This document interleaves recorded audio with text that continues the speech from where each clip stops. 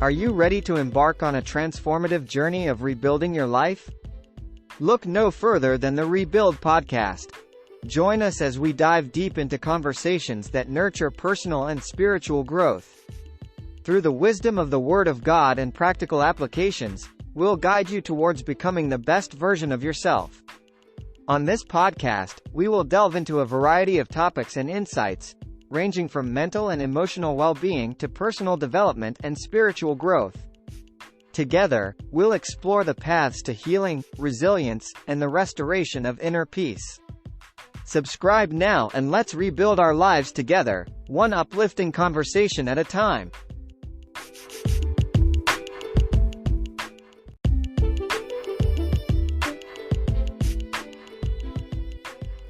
Hello, everybody, and welcome back to the Rebuild podcast. I'm your host, Sean Romey, and today I want to talk about our faith and our mental health. In other words, finding our hope and healing. Now, the reason I want to talk about this, I think that this is a very huge topic that oftentimes gets overlooked. You know, in some cases, we get into the idea that God is going to be the one to do everything for us. And I'm not taking away from God doing for us, because He will do for us. But I think, again, we oftentimes really miss just how practical God's Word is. Right? And God wants us to ensure that we are healthy and well-rounded healthy, right? Not just being so spiritual to the point that we are physically incapable of being able to take care of ourselves, nor do we want to put ourselves in a position where we become so neglectful of our physical being, just going through the routines and whatnot, that we don't allow ourselves to be whole from a physical sense. So I want to talk about that. And I think this is very important for all of us. Finding that intersection between our faith and our mental health. I think that is also very important, because mental health is by far one of the most common factors in human life that really is a lot more difficult to navigate. And there's a lot of different factors that come into it, right? There's the social perception behind it. There's the Christian outlook. Like I said, as we kind of talked about earlier, we have all of the different internal struggles and battles that a lot of us don't talk about because of how we have issues with trust and vulnerability and weaknesses and things of this sort.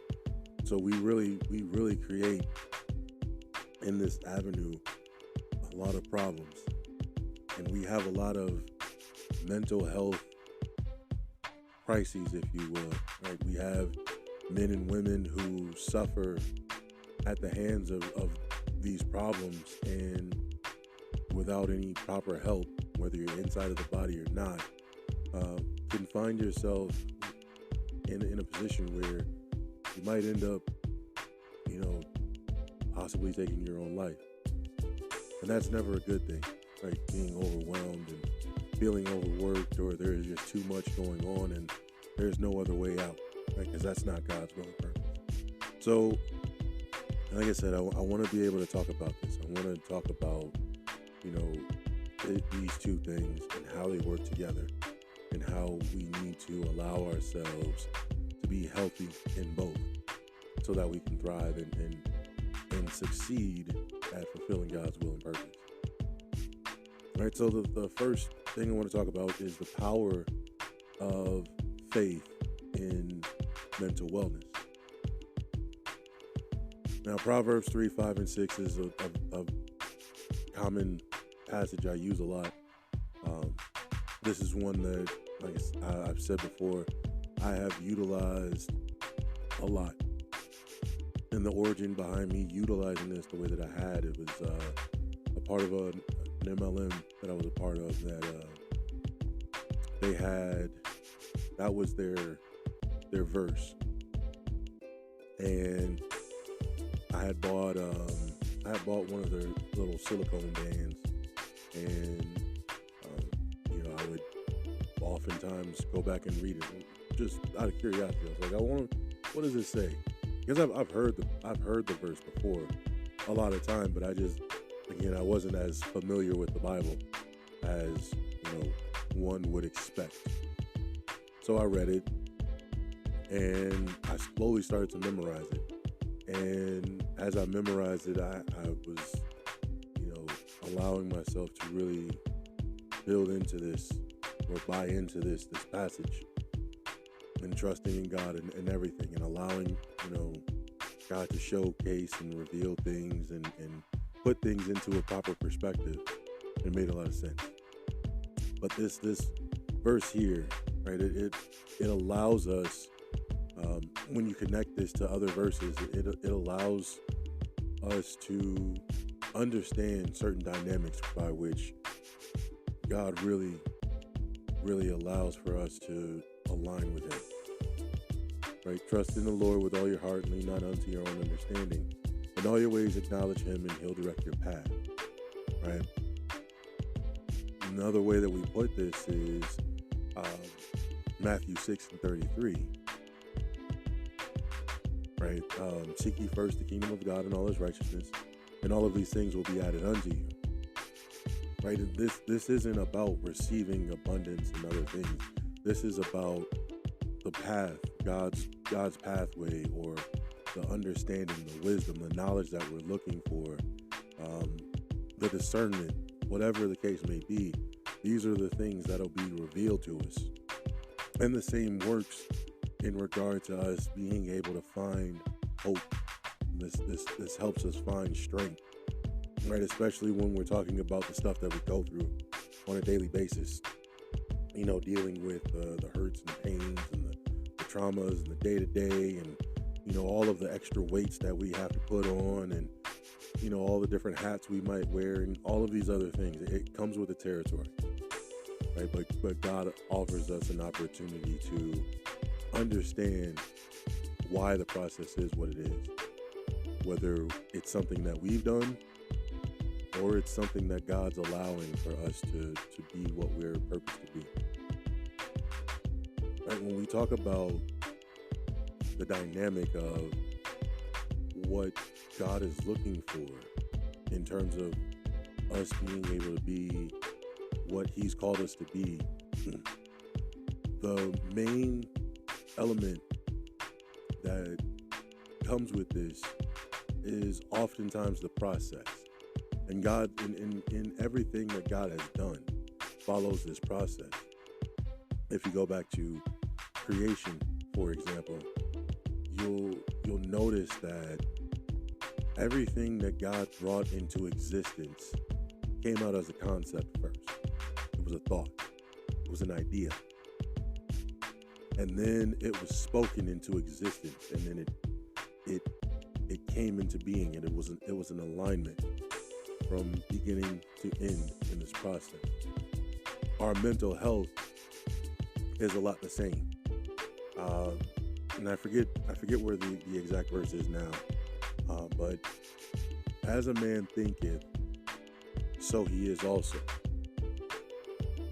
So if I think to myself a certain thing, it's going to manifest itself as such, right? Because that's part of the process. That's why we have to be mindful of the connection between our mental health and the spiritual side of things, or the belief system that we have. Right? This is also why it's imperative for us to learn at a very young age about what this looks like. Understanding how to utilize our resources appropriately. That's one of the things that separated our beginning from the beginning of, say, an Adam and Eve. See, with Adam and Eve, they were already in connection with him. So everything that they did obviously reflected off of being connected to him. When they lost the connection, and subsequently everyone else from that point was born, we're all born from that disconnect. I know a lot of us get into the notion and the idea of it being sin, and that is what sin is disconnect. But we've turned it into, we've turned it more into a being, what's the word I want to say, it's more about the action as opposed to the disconnect. And so we find ourselves again telling ourselves over and over again that we are nothing more than just evil people. We're bad people. We're terrible people. So on and so forth. As opposed to saying that we're lost. We're disconnected. The perception that comes with that, the mental state that we create from that place is already one that is defeated even before we get into the body. Because we continue to perpetuate that we are exactly that. We are just terrible, we are evil, we're corrupt, we're all of these other things. And we embrace that because again, this is what we hear in service every Sunday. This is what we hear from a lot of our leaders. Right? We teach that. And we tell it over and over again. We forget. No, there's more. Right? There's a lot more to the story than what we really get. Right? And God's introduction to his will, his way, the way that we are, because we're made in his image and likeness, we miss that what he thought first becomes what was spoken, and what he thought and what he spoke became the reality. So from a mental health place, if I'm sure of myself that I am whatever I say I am, then I'm going to line up to that. And you can imagine just how many of us continue to line up to the notion or to the idea that we are just evil, we're terrible, we're mean, we're corrupt, so on and so forth. And we buy into it, and it makes it difficult for us to grow in a lot of cases, where we don't heal. And this is why we can find ourselves moving into other aspects of trying to disconnect even further, right? Substance abuse and other types of anxieties and things along that line.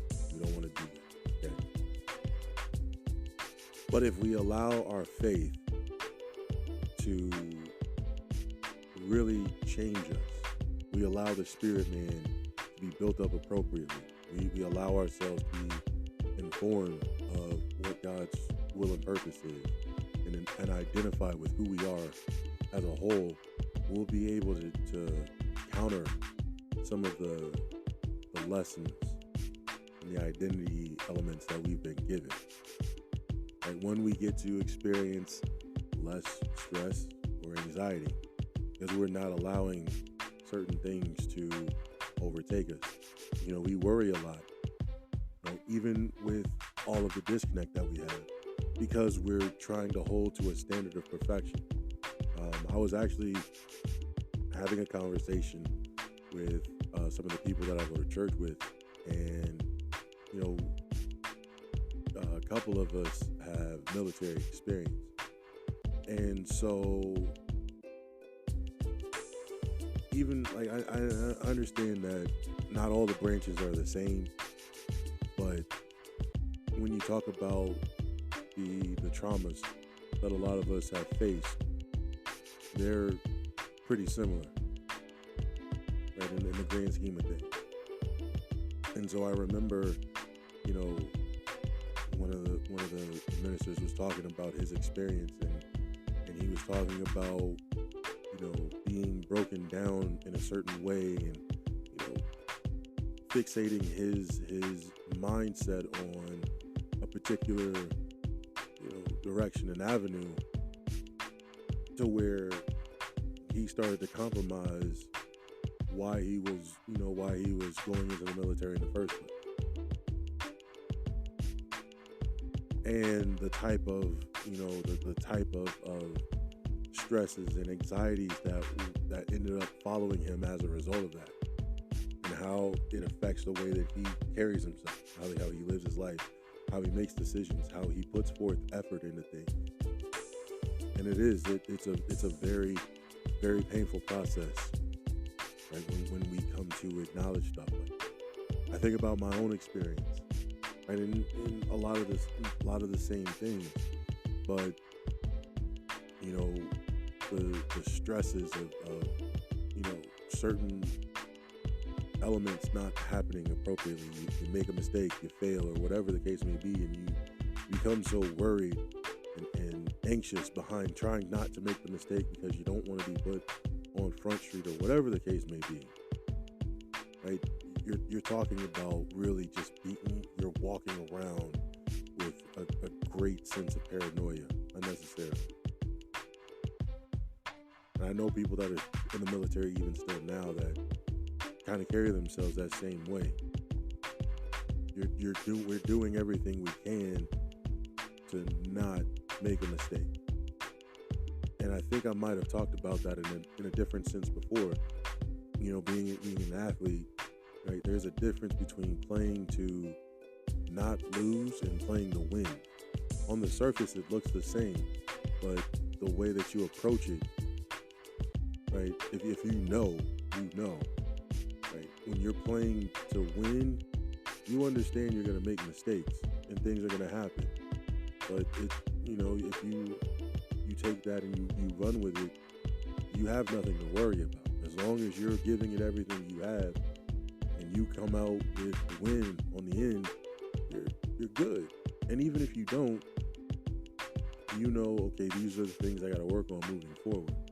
Whereas if you're playing not to lose, you're going to find yourself in a position where you're a lot more hesitant to make decisions, because you don't want to be the one to make the mistake. I don't want to be the one to make I don't want to turn the ball over. I don't want to get the foul. I don't want to miss the shot. I don't want to miss the assignment. And when you play that way, you're a lot more anxious. You're a lot more stressed. And then when the mistake does happen, because you're putting it in the atmosphere, it really knocks you down, right? And you don't want to do that, right? As a player. And it's the same thing in life. We don't want to put ourselves in that kind of a position, right? We want to have a sense of purpose and meaning behind the things that we're doing. And it's hard to do that if we're stressed out and anxious about making a mistake or doing something wrong or falling short or whatever the case may be, right? So we want to make sure that as we're building, you know, our faith, we're allowing our spirit man to be built up appropriately, and understanding what we're doing and why we're doing it. We get that understanding of purpose. We get that understanding of meaning. You know, one of the lessons that I had learned at a very young age was our sole purpose for being here was to give God praise and worship. And it used to sit with me in an awkward kind of way, because why would that be our only purpose? If that was our only purpose, then half the stuff that we go through wouldn't be necessary. Because at the end of the day, God's going to get his praise and worship anyway. But then not only that, if that's my sole purpose in living, then I don't really need all of the other things. realistically to carry out giving God his praise and worship. I don't need to experience anything to give him praise and worship. Right? And that's, some of the things that we hear in terms of the writings. Right? Paul writes about that to some extent. We see that from Solomon. We see that from David. Right?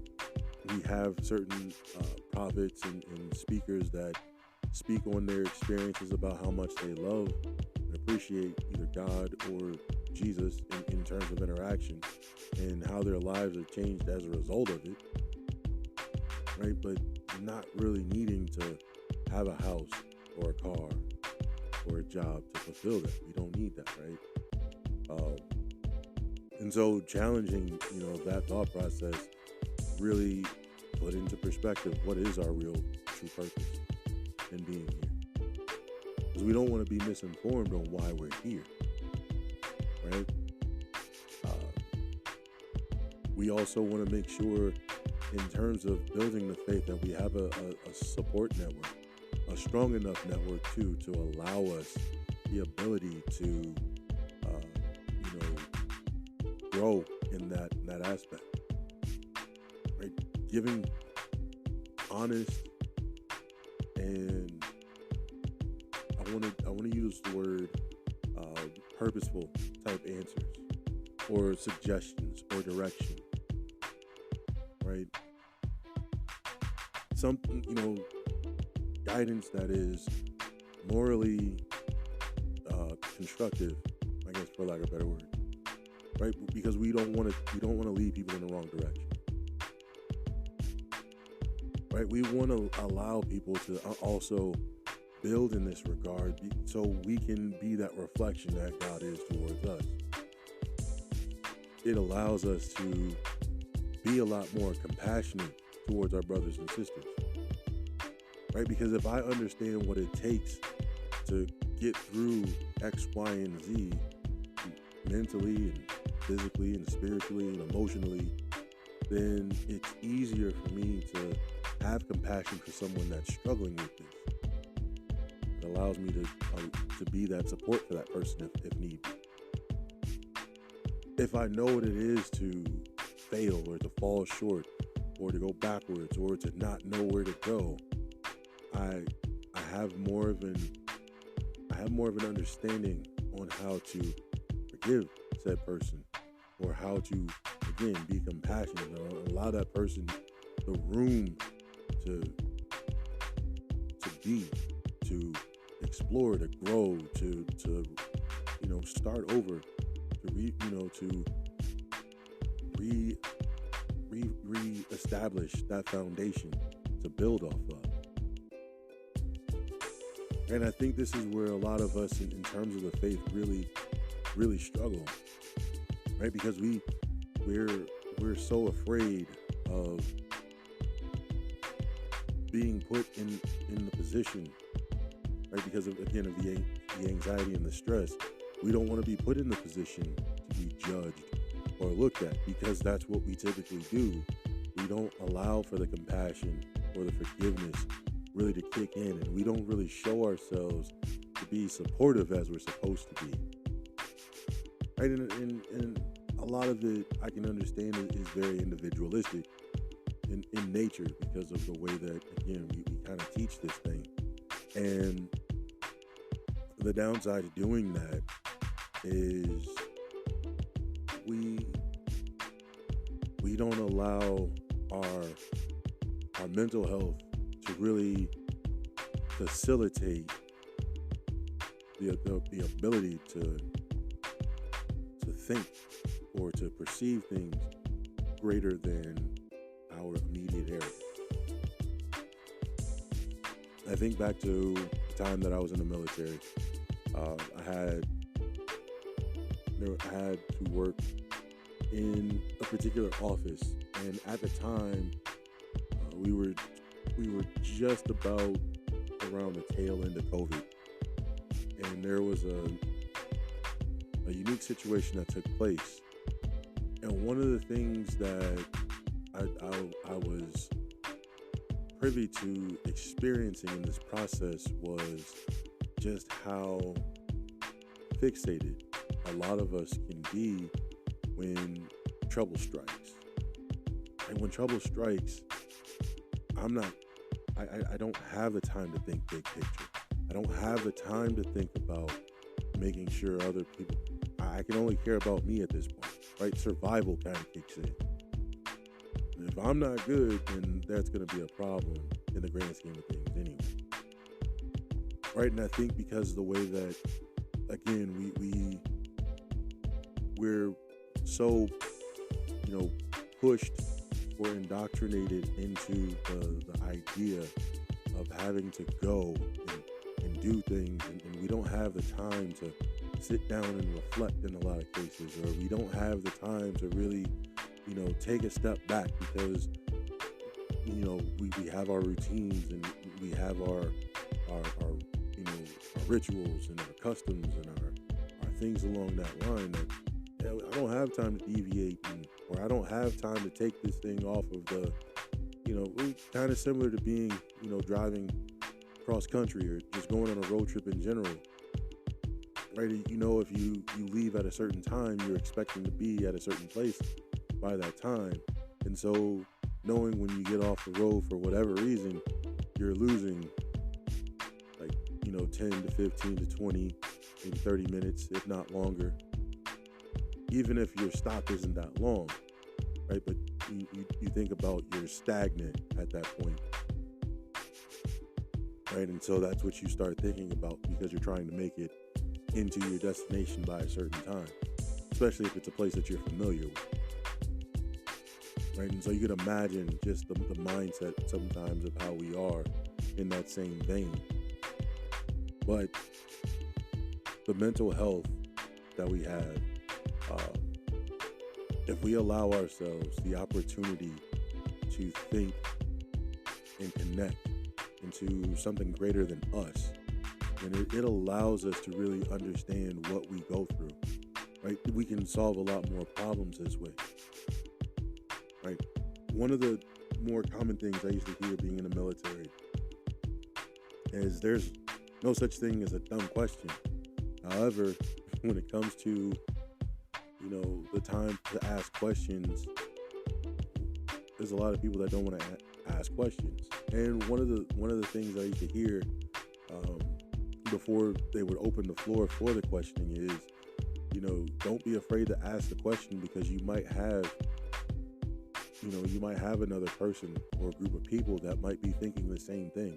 And ironically enough, once a person asked a question, sometimes you would find that you would have 2 or 3 other people that would follow up behind that question to get more in depth. And then you start to see, oh, okay, I wasn't the only one that thought this, or I wasn't the only one that was thinking this, right? But it takes someone having to take a stand and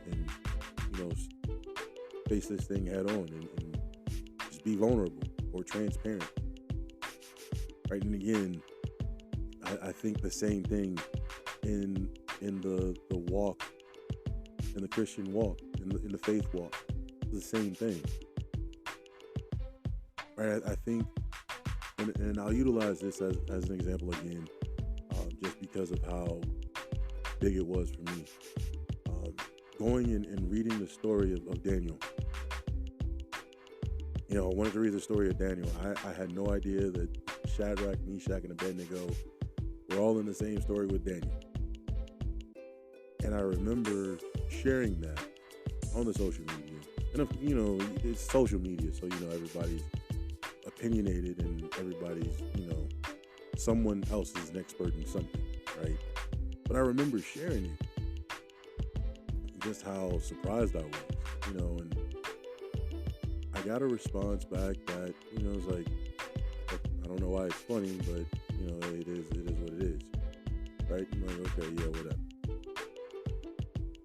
And then, there were other people that were like, yeah, da-da-da-da-da. And I get it. But there were some people that were like, I get it, makes sense, right? And I loved it, right? Yeah, I get it. I'm, 38 years old. Yeah, I get it. I've been in the church, a good portion of my life. I get that, right? But even with, just sharing that story, think about the reception that came with it. Yeah, you're going to have people that are going to say they're going to pass their judgment. That's fine. But to the ones that found themselves in a position where they felt comfortable enough to share their experience too, it lets you know, right, that, not everybody's going to judge you for sharing what it is that you're going through. Some people might be going through the same thing, and that's okay. And again, that is God's will and purpose in a nutshell, right? He wants us to be vulnerable and honest and transparent with each other, and it's hard to do that if we're anxious or we're stressed out or worried that someone's going to judge us or to, not be able to be compassionate or open or loving or forgiving because we fell short or we made a mistake or whatever the case may be.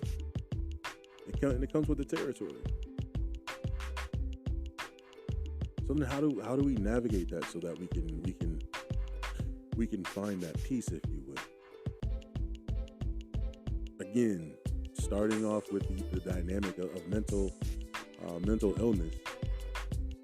There are millions and millions of people who suffer from all different types of mental illness. I had done another podcast about a year and a half, almost 2 years ago, and one of the first episodes I was going to do was actually on this particular subject, mental health illness, and just the little research that I had done, just going from the number of people that suffer and the different age ranges. Mental health illness is not something that starts off in adult years. You have a lot of children that suffer from mental health illness. And again, the spectrum behind this is very, very broad. And there's so many different factors that can go into this. There's trauma, there's illnesses, there's sicknesses, there's unexpected events, there's heartbreak, there's all kinds of things that can be affected. And you're talking about in different age groups of people.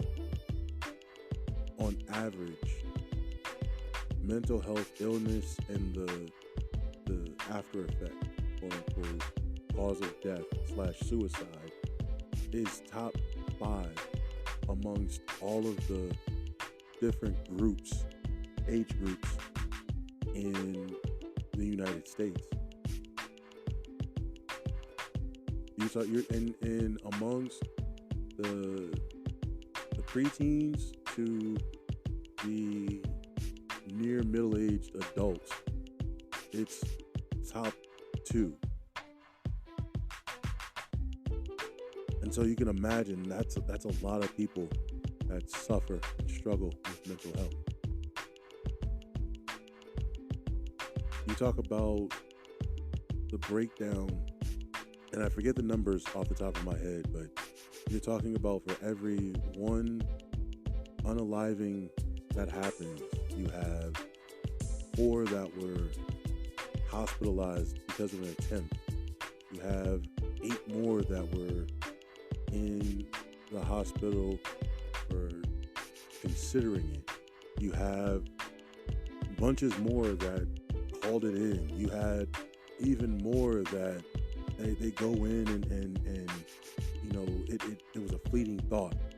You have even more that seriously contemplated it. You had bunches more who had just the idea.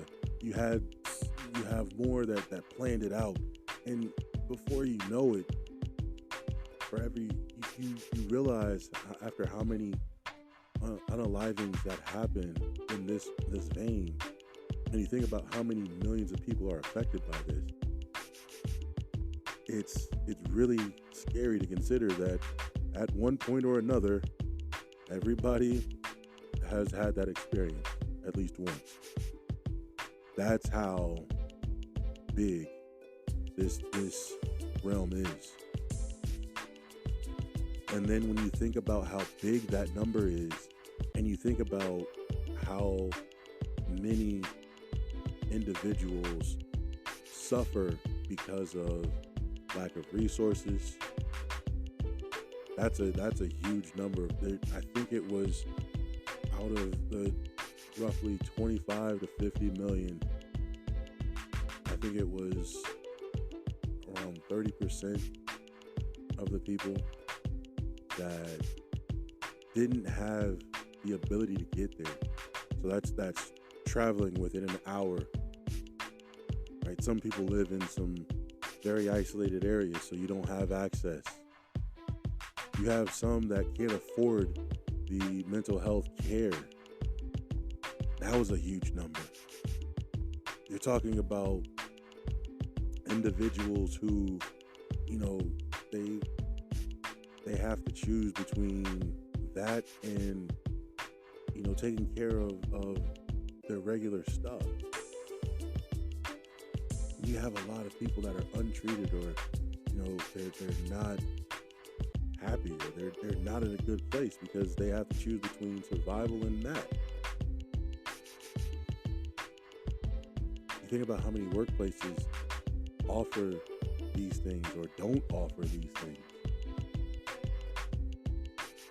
You think about the stigma, because even that turns some heads for people wanting to get help, right? Because of the stigmas, the media, movies and TV shows and articles also kind of make it difficult for people to get the help that's needed because of, the perception that comes with getting that mental health help. And again, we don't want to put ourselves in that position, right? We need to get as much help as we can.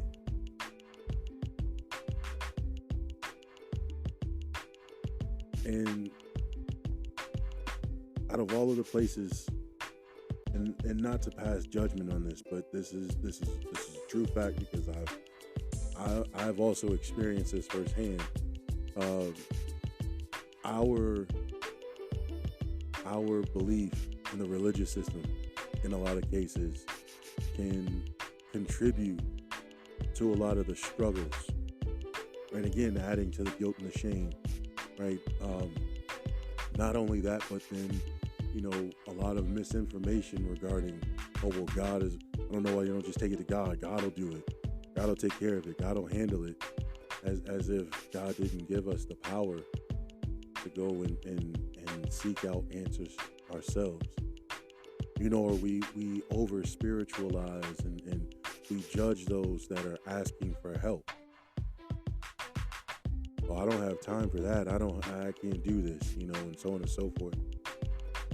And I know that, we have different groups that are starting to acknowledge this and make this a thing now, but you have to remember, again, the stigma that has been put on that particular aspect.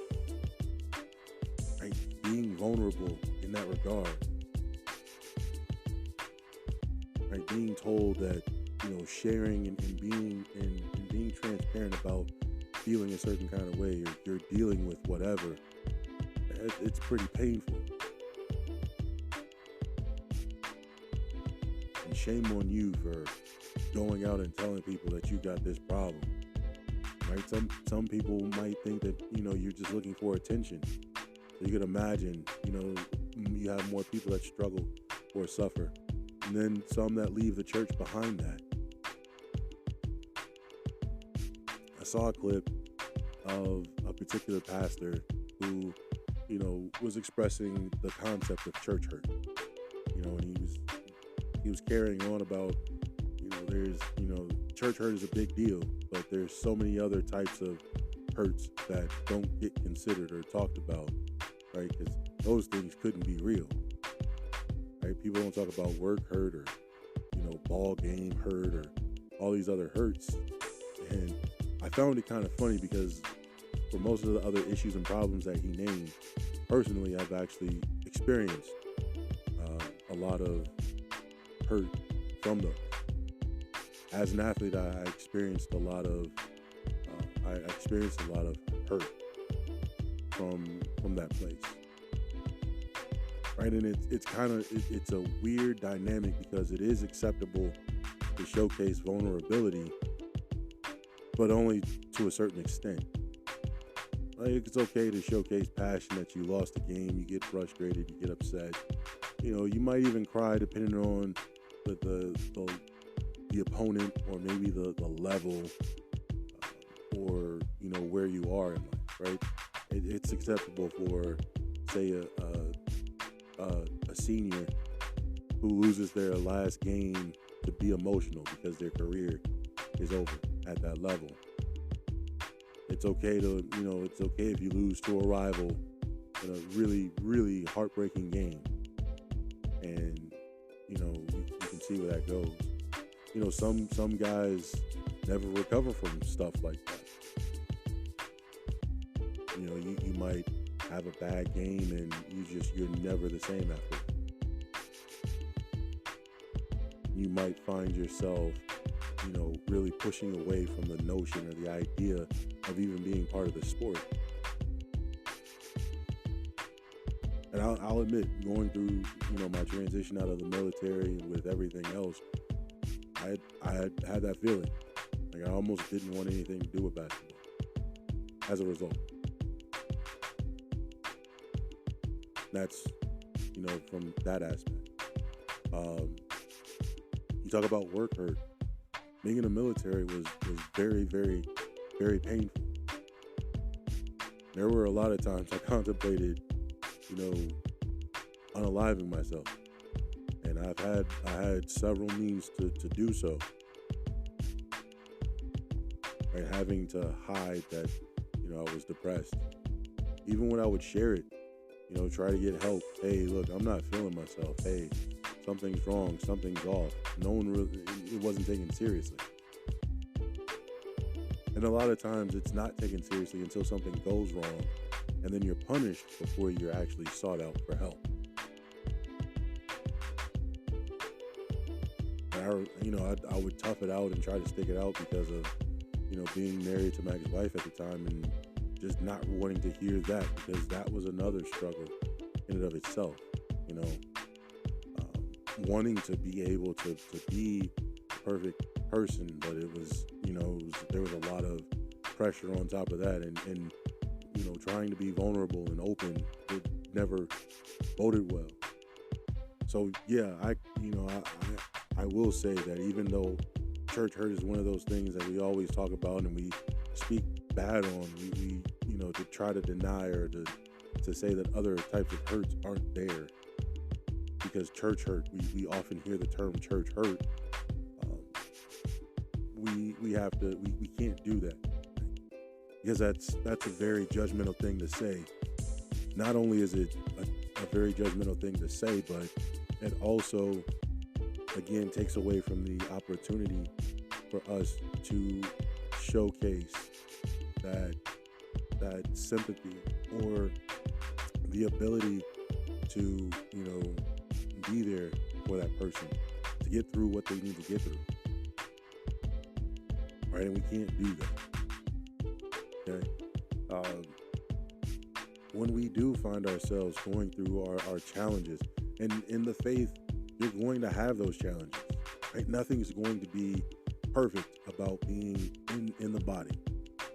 Right? We're gonna have, we're gonna pray sometimes, and the prayer is not gonna be answered, or it might not be answered the way that we thought it was going to be answered, or maybe the thing that we were wanting for and we had asked for, we got. We didn't realize that what we got was not what was for us, or wasn't necessary for us, or whatever the case may be. It could be, having to go through and relive some traumatic events, to find and seek closure and healing.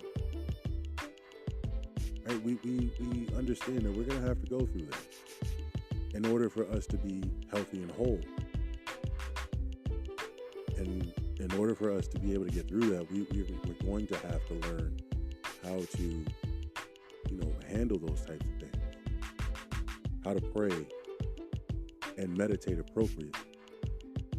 Like being able to talk to God and not be on some over the top kind of thing, right? Not a religious thing, but a real conversation. Being able to listen and to be still and to be quiet and allow God to show and reveal to us what needs to be revealed to us. Being able to read the word appropriately, right? Not just reading for the sake of reading as we would a Sherlock Holmes novel, or, one of those, stories that we would see on, like a soap opera type thing. Nothing like that. No, we're seeking out whatever we're looking for.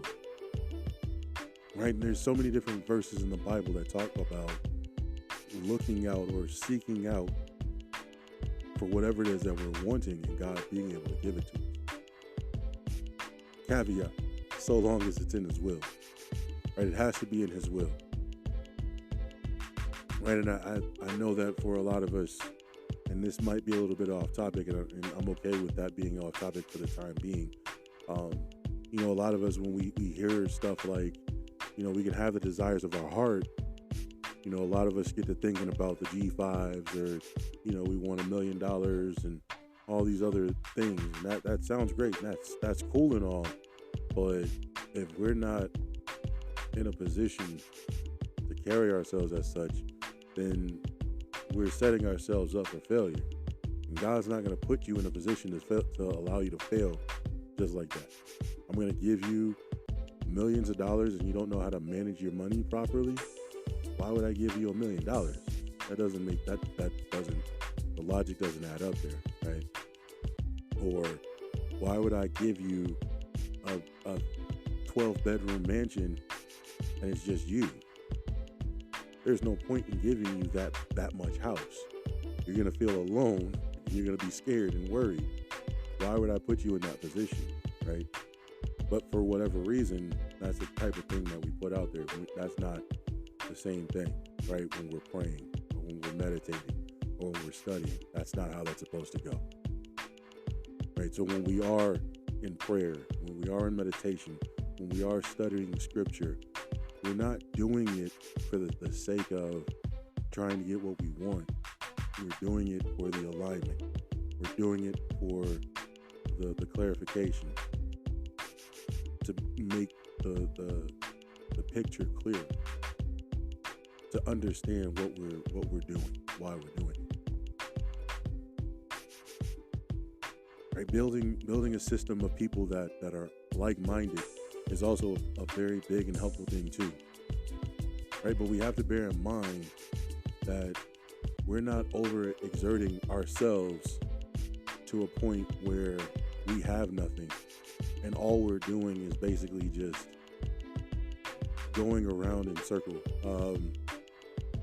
I'd like to think, I can't think of what it was called. I think it was called like a susu or something of the sort, and basically it's just a group of people and putting into a pot, a collective. And essentially one person, might be able to take that pot, right? It'll be their turn to take that pot, right? And for it almost has the workings of an MLM, right? Everybody's investing into the thing, and the more you branch out, the more opportunities you have to buy into the thing. Yeah, it's a thing, right? And I don't mean to say that to mess on customs and traditions of old or anything of the sort, but I remember, when, we were pushing that out and making that a thing. And you have people doing it because, you're really wanting to help another person, and that's cool, right? But when you're all giving in that regard, and you're having to wait, if you're always the one in need, it's going to be very draining after a while. So imagine, we can take it outside of that and think about just all of the same group of people are just half empty cups or half filled cups. If we're all pouring into each other over and over again, then we're not all going to be full at the same time, right? You might be full, I'm going to be empty. The next person might be full, and the next person's empty. And all we're doing then is just passing the full glass around to each other. No one's really getting filled appropriately. And it's a cycle. It's a weird cycle that keeps going. Right? So we have to be mindful of that. But when we are building into each other, we're able to give as necessary. Maybe it's for us to pour in a sowing sense for that person, and that's as far as we need to go. Right? We don't have to cultivate, and we don't have to harvest with that person. Right? We just do our part and let it be. We get taken care of on our end. Right? It's a different thing. Another thing we can consider too is, as we're going through these processes and as we're getting what we need to get, we're able to take those lessons learned. And this is kind of the same basis. This is where we can take those lessons, we can share them with other people. Right? You think about, you might think about a story in your lifetime, because we all have a story like that, where you've overcome something, no matter how big or small it is. And you could take that story, you share it with someone that might be going through a situation, like kind of like, and I'll use it as an example, because I actually was just talking with a friend about something like this. So I have a friend, and she was in a unique situation. She had lost her job, and around the time she had lost her job, she had started this program, and the program that she started was really good. It's a really awesome program, and in the process of her building this program, it was another person that she was working with, and that person, they wanted to be the spokesperson, they wanted to be the face of the program, all this other stuff. But she was the one that was the visionary. She's the one that basically was putting everything together and made it work. And I told her, like, yeah, that should be your thing. This is your vision. You should be able to take this and make this happen. And maybe you give this program to her, and you can start another one, or you can teach people how to do it because you have the blueprint. It's like, yeah, maybe, I don't know, we'll see. The following year, they go into the process of starting the second year, and the challenge for her was a lot more difficult than the first year, despite an entirely different board of directors and all. And the more discouraging she became behind all of this, the more I reminded her, you already know what it is. You know what this program is going to do, and there's no need to worry about all of this stuff. And if you're going to, you want this to follow through, then you have it. You already know what it is, right? The program had the success the year before, and you already know it's going to be fine. And sure enough, they had the program, and the program turned out well. It was a very similar turnout, if not better, than the year before. And not only that, but then, in the process, she was praised for what she did, right? Because she was the one that was ensuring all of this stuff was put together. And they rewarded her for that. I was like, that's awesome, right? This is your calling right here. This is what you should do. You could you could become a consultant behind this, or you can start your own program. But definitely do something with this because this is your thing, right? And the struggles that she went through, the doubts, the fears, she would break down, and just so many other things in the process because it was a lot. And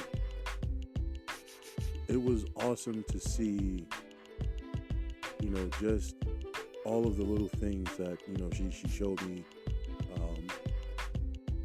a news report with what happened, and just all of the different positive receptions that came and all this other stuff. And I'm like, yeah, I don't know why you doubted this in the first place. I mean, it is what it is, but you should be very happy for yourself. And she was, it was a very eye-opening thing for her, right? And I'm hoping nothing but success for her in all of the rest of her endeavors, because she's a very diligent hard worker, and she deserves to see the fruit of her labor in that regard. I think that's a very positive and powerful thing, right? Because that also, again, opens the door for other people to be able to see, what they could be working on. In fact, a lot of the interviewers that were spoken to during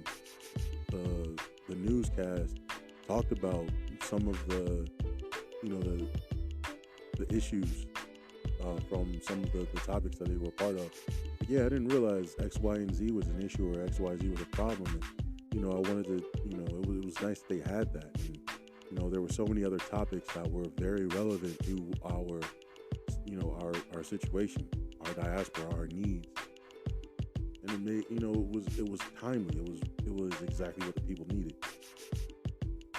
Right. And we all can, benefit from something like that. If we have a program, if we have an idea, we have a book, or whatever the case may be, let's take that into effect, right? And have people around us that can give us the right type of insight. Again, having people that can feed into us, give us what we need, right? And we're giving them what they need, building that powerful support system, right? Allowing that mindset of hope and resilience to be built, right? Romans chapter 5 verses 3 and 4 say, not only so, but we also glory in our sufferings, because we know that suffering produces perseverance, and perseverance character, and character hope.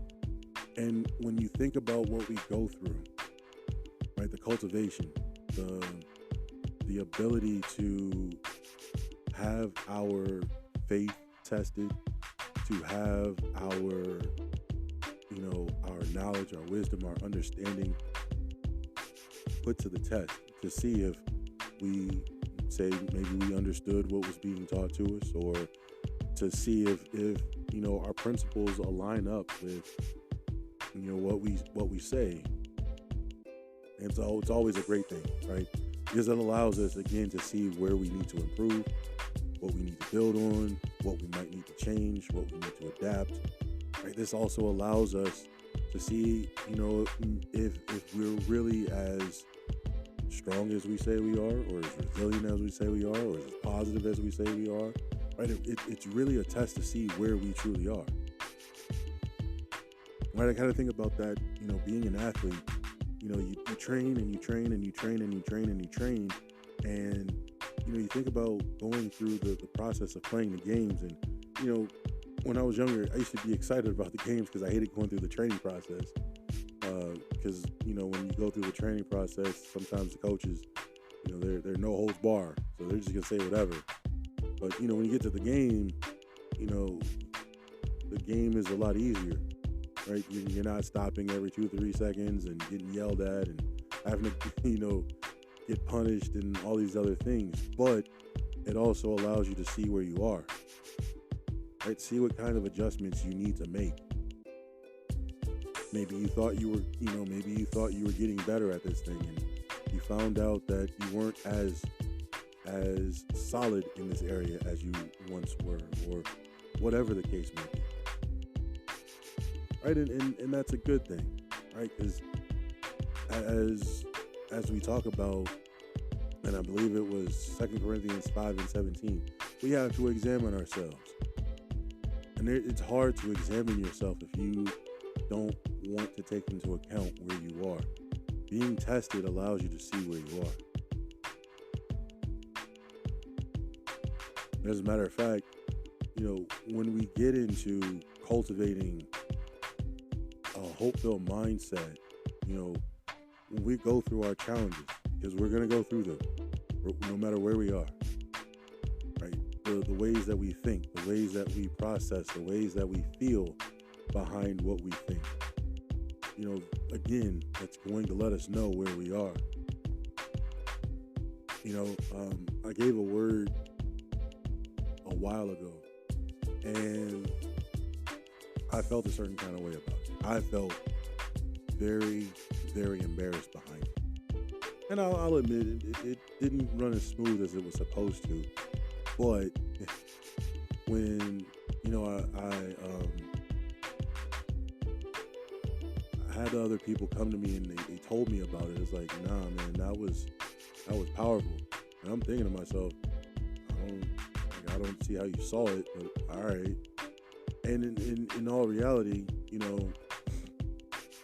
the dynamic of being able to put it out there, even as bad as it was and uncomfortable as it might have been because of other factors and whatnot, people were still able to get the message.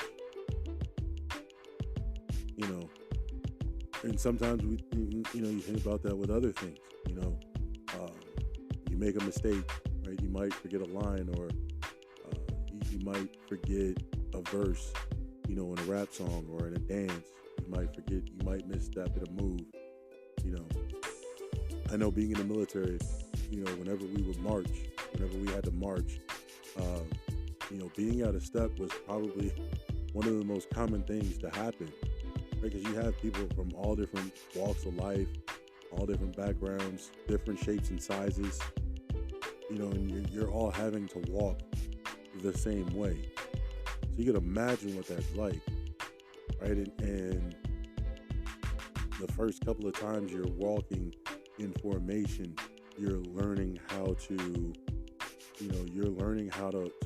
walk in a certain spacing, right? Some people need a lot of, like COVID, you would need a lot of separation around you in order to be able to move. Some people, they're very vigilant, so they're looking around at everything, make sure that they don't see any threats. Some people are very aloof. They're not paying attention to anything, right? You have some people who are very technical, and so they're watching their every movement. You have some people who are, watching the spacing in front of them, so they don't step on their partner or their partner's feet, right? Or they're worried that they might be worried that their feet are going to get stepped on, right? There's so many other things to think about in that regard. And so as you're navigating through that process, as you go through the challenge, you get anxious and you get stressed out and you worry, you might find yourself making mistakes and you end up misstepping, right? In the way that they teach, that it's a rhythm. Once you get the rhythm down, it's easy, right? You can kind of go from there. But it comes with being able to be resilient in that regard. But what if you're still worried? What if you're still struggling? Right? Because I go through that. I used to go through that with the physical test. I could march. Marching was easy. I could be enthusiastic. That's easy. I could remember certain tidbits of information. That was easy. I had no problem with that, but the physical part made me nervous. And you're talking about, I was a college athlete for 3 years. I've been an athlete pretty much my entire life, and I would be nervous behind that test, right? Because it's you, right? You have to ensure that you're doing your exercises appropriately, right? You're gonna have people looking at you, watching what you do, so on and so forth.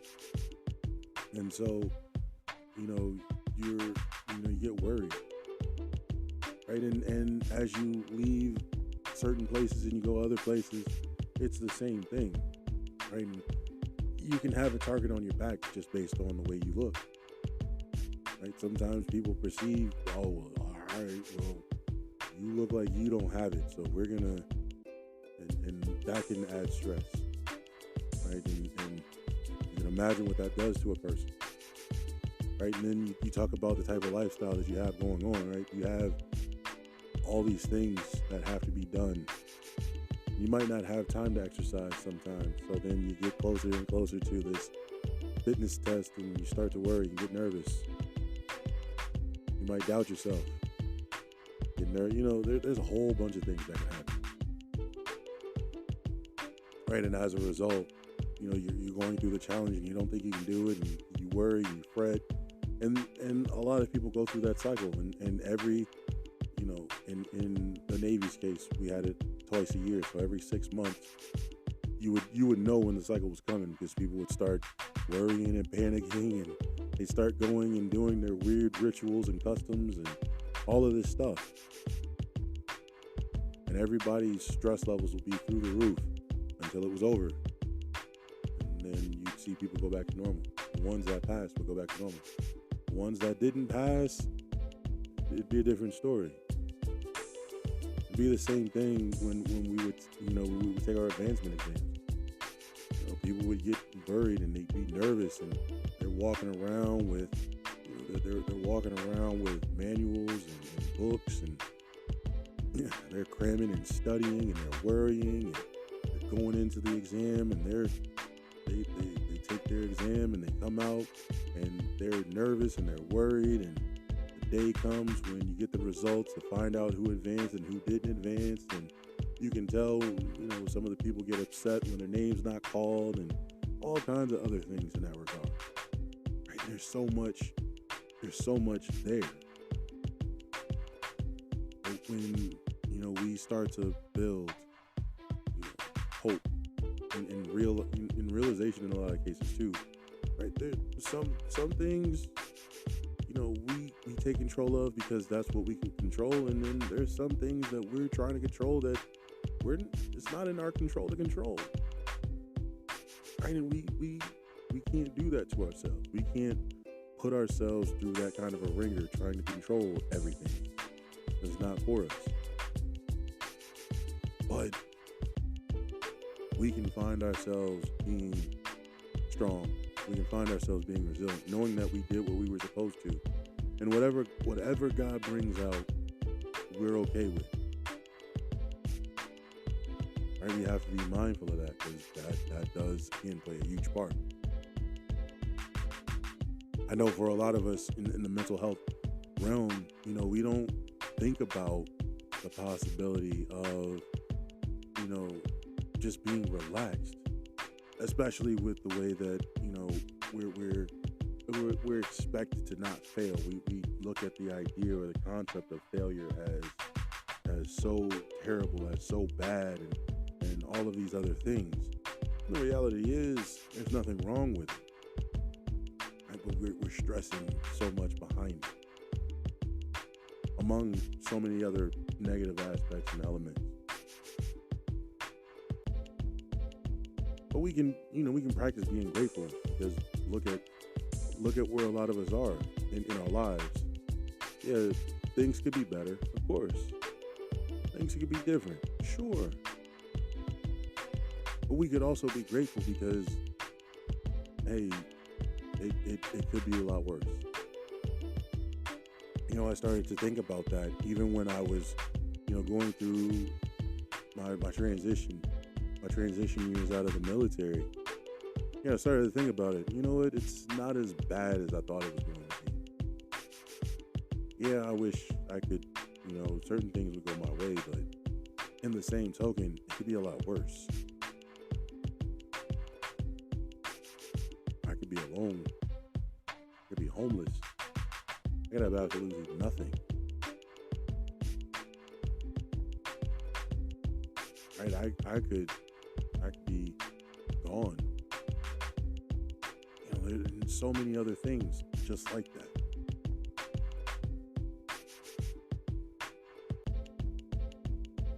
Right? We can practice being mindful. Realistically being mindful. Right? Part of good mental health awareness is knowing where you are, being able to accept it.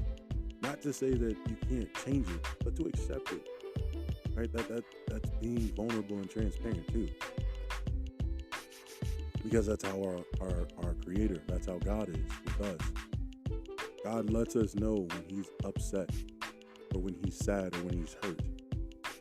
Who are we as men and women on this earth to deny ourselves an opportunity to say that we feel a certain kind of way, or we're in a certain place because of the perception that it brings off?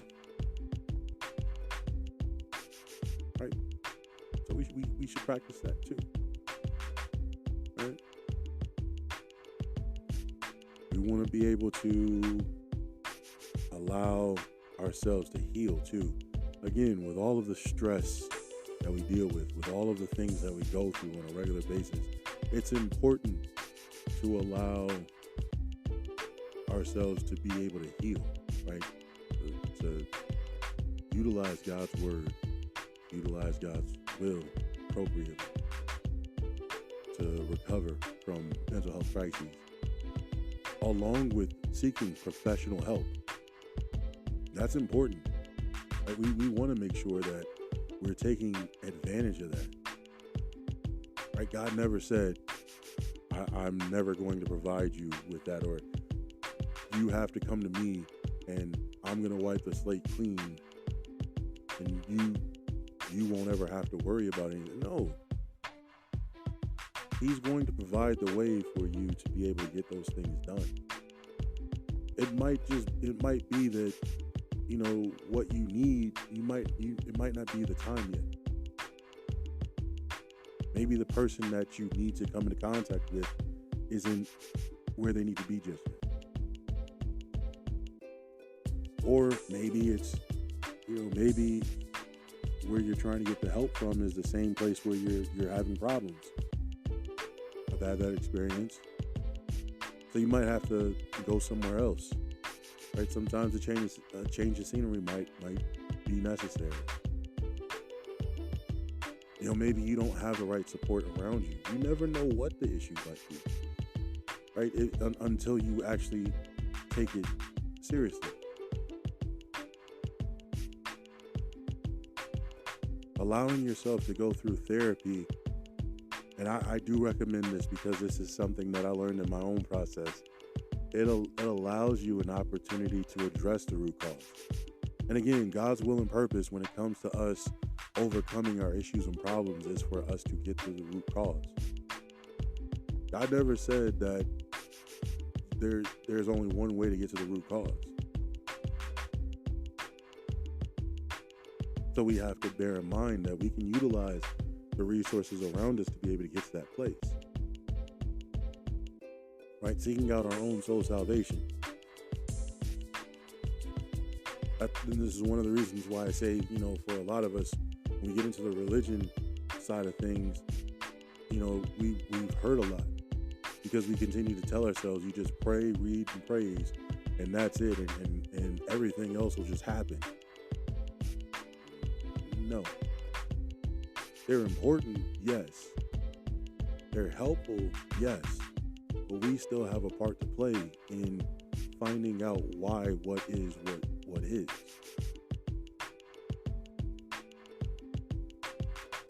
Right?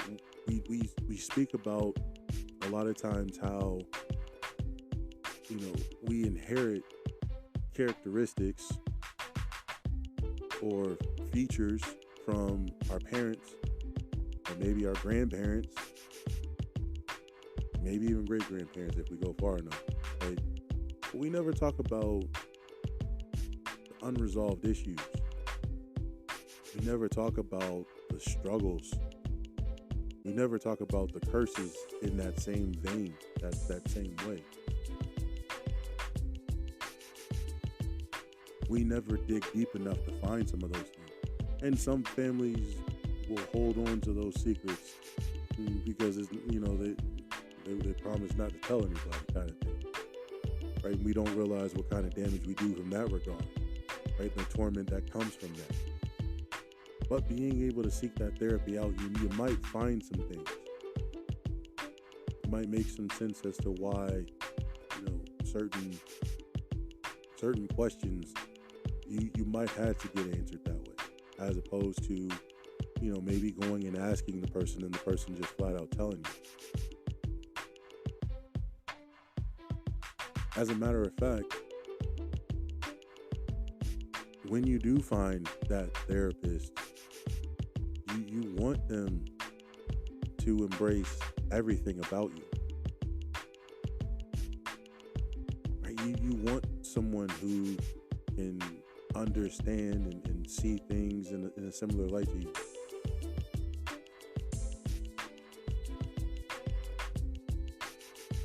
Make sure you're comfortable with that. And again, timing too, because that plays a part, right? That does play a part.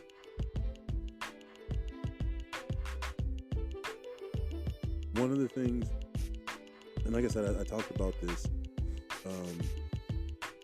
kind of once before in my own situation. I went and I got a therapist around the time I was starting my transition out of the military, which just so happened to be around the last time I had come back from my last deployment. And in the process, he and we had a lot of conversations about, just the way that I approached certain things. And his thing was always to get me to, kind of look at the situation from a different place, certain perspective, if you will, and to handle certain stresses throughout the day so that there's not as much being poured out. And in terms of, if something does happen, or, when you start a new day, you don't have a super high stress level, so on and so forth. And it took a while to actually get through that process, but I was glad that I went through it, because in that same vein, I was able to get to the roots of a lot of problems. And that became the basis for, being able to heal from a lot of different places. I wasn't able to see him for a while.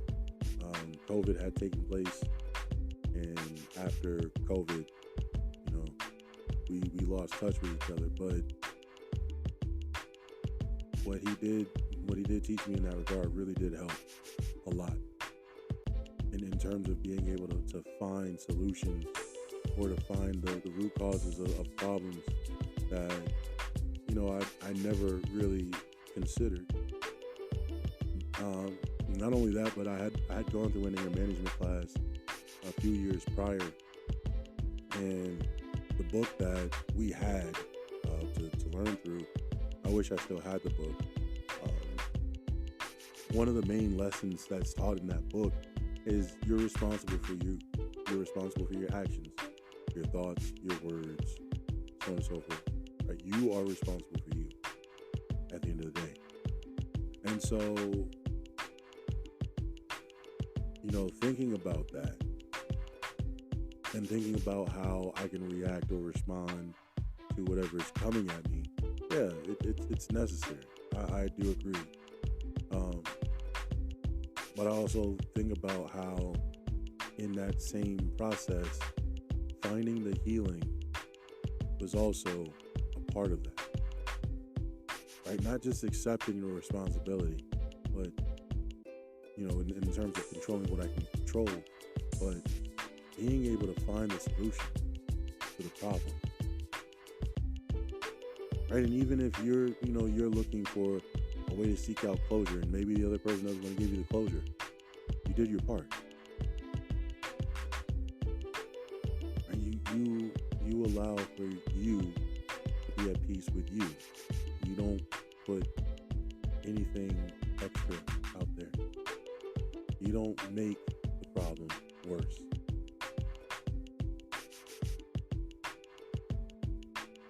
And yeah, it takes a while to get to that point, but you definitely find yourself being, again, at peace, because you know that what you're doing, even though you're in control of your part, you're also allowing for God to flow in you appropriately, flow in you accordingly. You're not doing it to be seen and to be heard, and you're not doing it to prove a point. You're doing it because you're wanting to fall in line with God's will and purpose. Right? When it comes to mental health, the more we're able to find the roots to our issues and problems, the more we're able to, get to the hows and the whys of whatever is off, whatever's wrong, whatever we're finding as an issue, the easier it is for us to be able to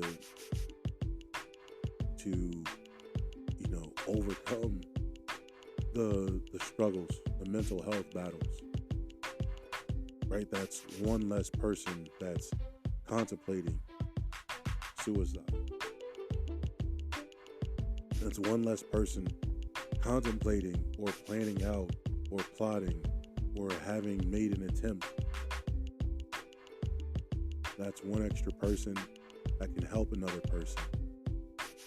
And that one extra person can help another extra person. And the numbers slowly start to snowball the other way, helping in prevention as opposed to the successful unaliving. And I think that's really powerful.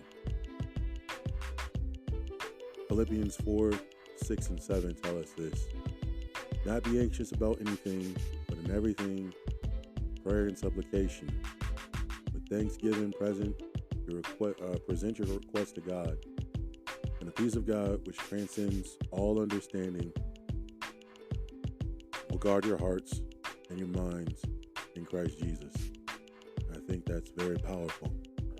We're allowing God to, again, clear the way, make the way for us, show us what we need to do. We need to take that, share that with our brothers and sisters. Allow them to see the power of God in us, to showcase the growth, to showcase the peace of, whatever we're struggling with and dealing with at the time. Being able to trust Him, showing what real trust in Him looks like. And in the process, it's okay to be vulnerable. It's okay to ask for help from those that, aren't, in the ministerial organization, if you will. Seek professional help. It's necessary. And for those of you that want any kind of help, I would recommend dialing 988. That is the suicide hotline. You can call it, you can text it. It's 24/7. Get whatever help you need. Right? Don't be afraid if you need that help. Because we'd all rather see you here and remind you that you're valuable than for you to take your own life away because you didn't think you were good enough.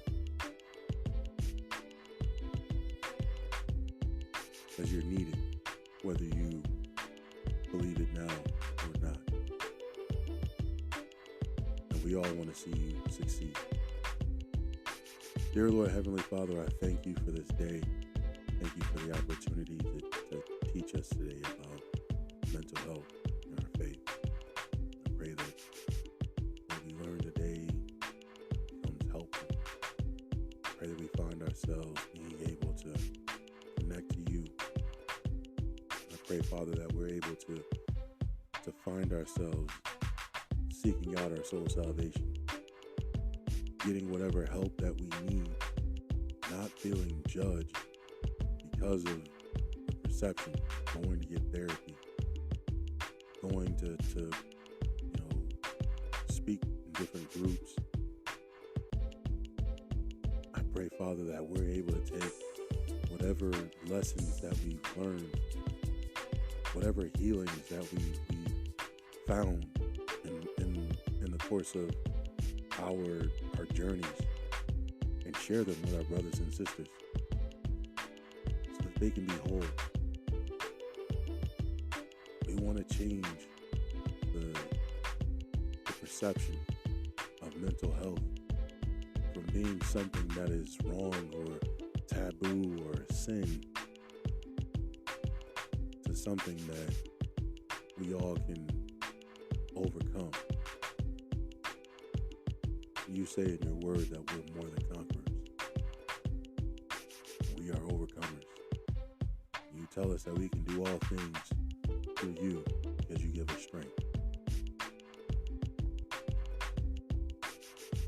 I pray, Father, peace in all of our lives. I pray your will be done, Father. All these things I ask in your holy and heavenly name.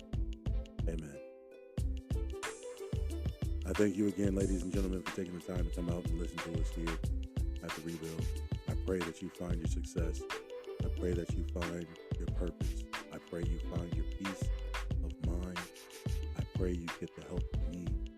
And again, 988 is the number to look for if you feel as if there's no other way. Talk to someone, get the help you need. Until next time, this is a Rebuild Podcast. And I love you all. Peace.